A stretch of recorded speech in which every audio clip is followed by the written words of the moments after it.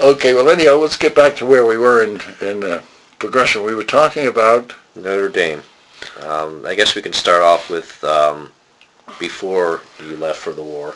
So you were at Notre Dame for what, a year before you? Yeah, I was there for 3 semesters actually, but that would have been a year. Okay. And what happened at Notre Dame is I was in the V12, which was actually V5 actually, but the V12 program, and that was Officers Candidate School at universities. I had started Notre Dame and I had 1 semester in when I turned 18.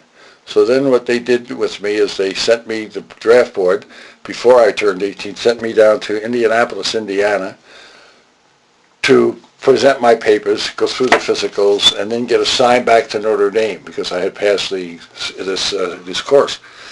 And when I went down, the draft board never sent my papers. So I was in Indianapolis by myself. I had $2 in my pocket. I had somebody else's, a fellow named Spider Thomas. I had his raincoat. I borrowed it to go down. And that's where he lived in New Rochelle. That's where Mount St. Michael was, up near New Rochelle. And while I was there, I'm sworn into the Navy. He said, that's fine. But now they're putting me on a bus to go to the Great Lakes, to a naval training station. And I said, no, there's some mix-up. I'm supposed to go, my papers said that I was supposed to be sent back to school, and I start in a month or whatever it was at Notre Dame.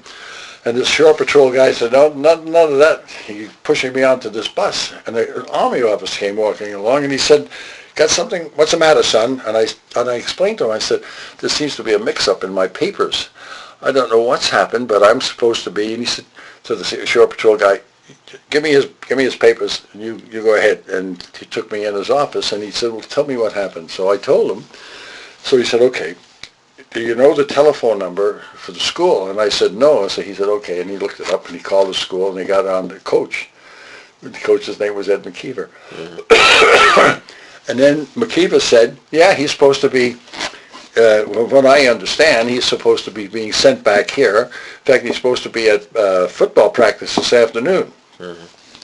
And this captain, he said, well, I'm going to look into it. So McKeever said, well, hold on, why don't you let me see what I can do, and I'll call you back. And he said, well, the captain said, well, I'm only going to be here for an hour. And he said, that's plenty of time.